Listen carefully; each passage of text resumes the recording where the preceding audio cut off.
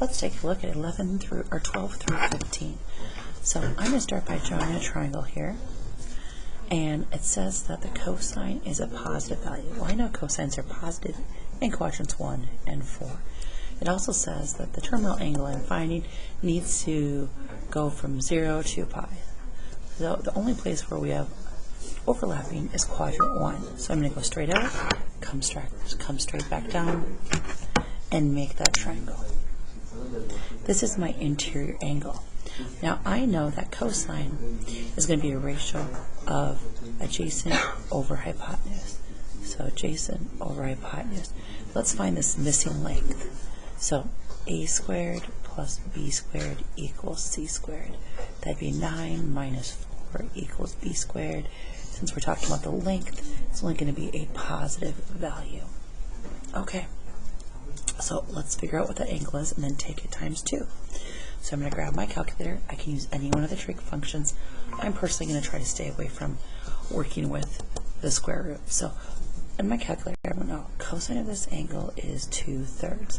So if I do the inverse, I'm going to be able to figure out what is that angle. So inverse of this. So inverse of 2/3 is going to give me the actual angle measurement. Make sure that you are within degrees, which I was not.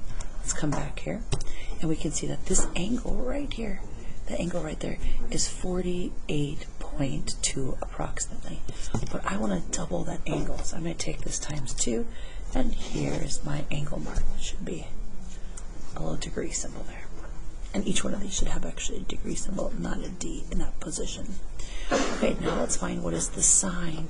So I need to do, okay, oh no, this is important. We're going to come back and find that cheat sheet. That's going to be valuable for us, and we are going to apply those rules. Let me grab it.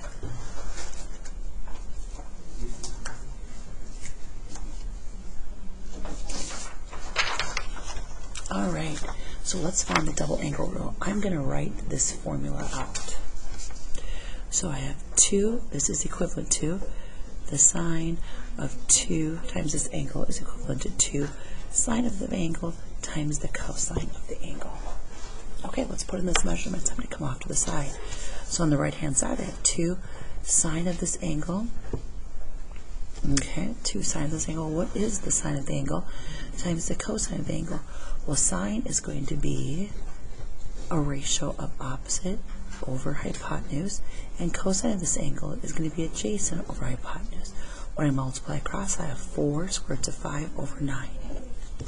Let's now look at cosine to theta. So I have a couple different options, and any one of these options should be able to produce the right answer. It doesn't matter which one. I think I'm going to use this last one. I think that will maybe be, well, yeah, I think I'm going to use this last one, but I could use any one of these. Any one of these, and it should produce the right one. So you decide which one you feel most comfortable with. Maybe I'll actually try to do this one.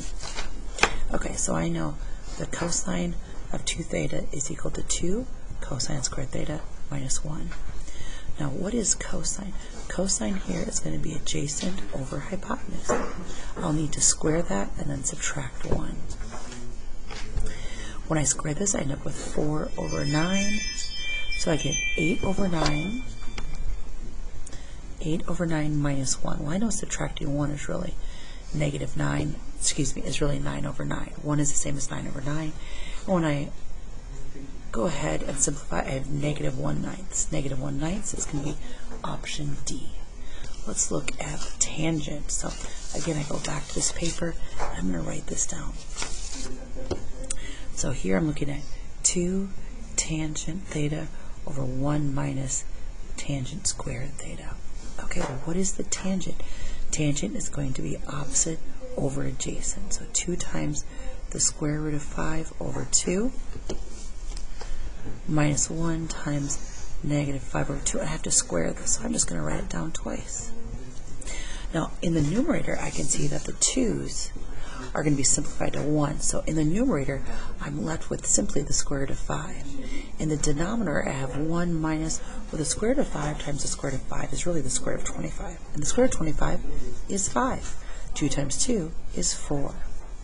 Now, we're welcome to use our calculator if that ends up helping us. I'm going to rewrite 1 as 4 over 4. Now I have the square root of 5 divided by negative 1 over 4. And remember, when you divide fractions, we're taking square root of 5 divided by negative 1/4. Well, that's the same as multiplying by the reciprocal. So we're going to multiply here by the reciprocal, and you can see I have negative 4 times the square root of 5. Negative 4 times the square root of 5 is option D.